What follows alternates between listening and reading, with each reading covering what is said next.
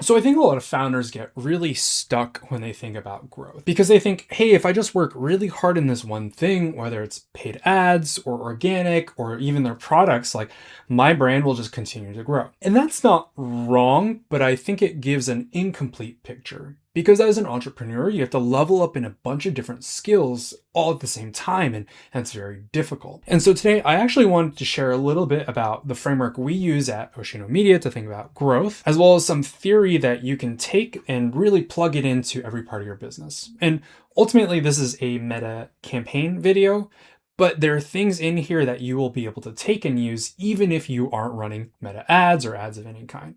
So that we'll jump into the board. So high level, we're going to talk through our H squared method, think through how to really speak to your customers and visualize where they're kind of at, and then how to break down your campaign. Just to get started, I wanted to share our H squared method. To what I was saying earlier, I think entrepreneurs really focus on one area. They're like, oh, with my paid traffic, I need better hooks, or I need better creatives, or I need more of them, or I need to do this and this and this and this and set up my ad account in this way. And that is true. But I think there's so much more because you need traffic and you need conversions. And improving in both at the same time is how you take your growth from linear to exponential. And if you don't know what that is, that's just math where if we increase one of them by 1%, so 1 to 2 to 3, we're seeing 1 to 2 to 3% total customers and sales, right? But when we focus and improve both of them at the same time, 1% is 1%. But if both are at 2% converting, we're at 4%. If they're at 3%, we're at 9%, right? And so you can see this growth goes exponential.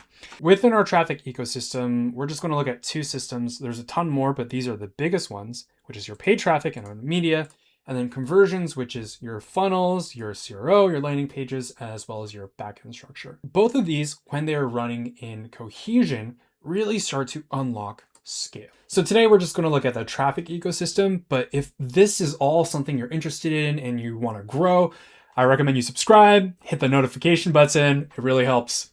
In looking at traffic, let's look at paid ads and your meta ad strategy. And so some of you guys may be familiar with this, some of you may not. We think through this in a funnel. And so there are 3 different types of audiences you have, which is cold, warm, and hot. To define these, your cold audiences have never heard of you. Your warm audiences might follow you on social media, but have not bought. And your hot audiences have either bought from you before or are in some part of the funnel. And the important thing to know is how you speak to these customers needs to be different. If you're talking to someone who's never heard of you before, like they're a part of your brand and they've loved you for so long, like that just doesn't make sense. When you're selling to them or when you're running ads or making content of any sort, when they're cold, you need to trigger curiosity. You need to show them who you are, a little bit of how you started. So brand awareness or founder story or things that entertain or educate. These work really, really well here. And ultimately, you want to get them warm, in which you can start to promote your products. You can say, hey, we really only have a few products left, or these are going really, really quickly. You've seen it before, you know people love it, and this is the chance for you to try it today. And so that's how we want to speak to warm. And you can tell immediately those are kind of different. And to hot audiences, man, we just want to drive FOMO. We just want to highlight our uniqueness and why we're so cool because they already know about this. They know we exist and they just really need a push to continue to buy or to buy for the first time. This is just a starting point for Meta, right? You can use this on any platform for organic or paid ads, but it's really, really important because if you're not thinking about your audiences in this way, all your marketing starts to kind of look the same. And suddenly you're posting like, oh, get this for $15 when that doesn't work on cold audiences or it doesn't really make sense. When you actually come to your ads, I just want to touch on this briefly. I want you to think through why someone should care in the different angles. So start here, like, why would someone care? Why would someone convert? Are there really cool problems your product is solving? Is your brand something more aesthetic, like jewelry or clothing, and they just look super cool and there's nothing like it on the market? Do you have celebrities wearing it, right? That could be a thing too. Do you have a really cool mission about impacting the world? You need to plug this here. And so think through all the different angles you have and then look at the different formats you have for ads. Whether it's video, image, carousel, or catalog, and then take that and run that through a secondary format. We can say, hey, we'll make a video, but let's just have it be UGC, where a user generates content. Or we can say, hey, let's do a video, but it's me, the founder, talking through the product and why it's so cool. Or maybe we'll just do like a before and after of someone before a product and someone after. So you can think through these, and with this, you can create almost an infinite amount of creatives or organic content or marketing content, because you're thinking through, why does your customer care at every single level of knowledge about you or awareness about you, again, cold, warm, and hot, how you can test these things and speak to them. And finally, I want you to think about trends, right? What are organic creators doing? What's going on in the news? What are my competitors doing? And what did I try previously and did it work or not? And so from this, you can start to pick out like, hey, what really works for your brand? What really works for your audience? And how to best market to them. Again, we are solving for a traffic ecosystem. So once you have all these things in place, now we can start to think through our ad setup. And so for our campaign structure, if you are on a tiny budget, that's okay. If you're on a small budget, that's also okay. And so for this, I want you to go really, really simple. In the beginning, we just want proof of concept. We just want to test one thing, make sure it works and that it works well. So one campaign, one ad set, one product, and one offer you're running on that one product. Choose your best seller and make sure it's good.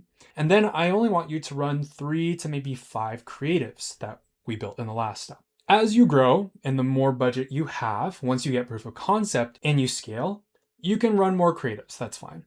But we want to consolidate everything, because that gives Meta the most creatives for Andromeda, their new AI update, to really pick and choose what works for our audience. And ultimately, we just want to plug more creatives here, and you let them run 7 to 14 days, see what works, see what doesn't.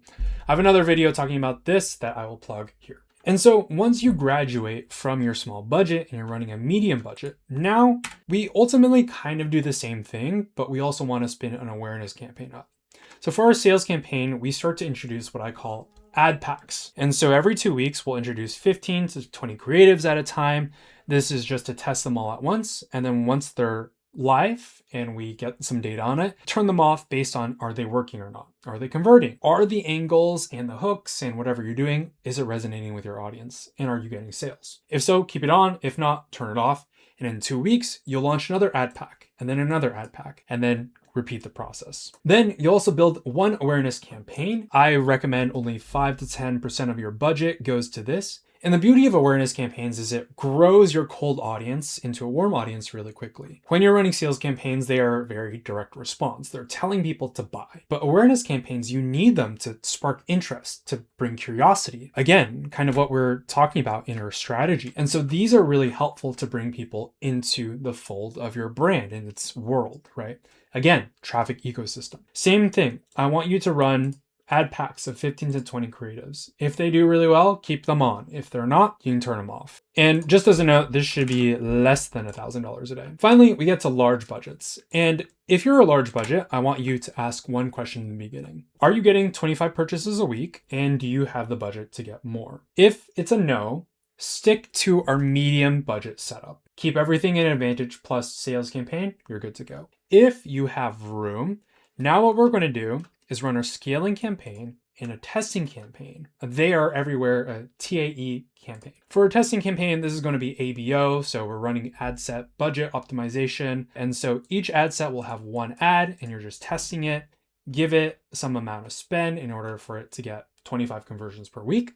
And we're just going to see, hey, does this ad actually convert at the level we want? If so, it's profitable. Let's move it into our scaling campaign. If not, let's let it die and let's test something else. This is our They Are Everywhere campaign. It's inspired by Ben Heath and is omnipresent, but we want to do it a little bit different. We want to make the audience feel like the brand is everywhere. And so how you structure this is you set the frequency so that people only see an ad every 7 days. You structure this out so you have 14 different ad sets that show once per week. So every day the customer is seeing 2 new ads about us that have a different angle.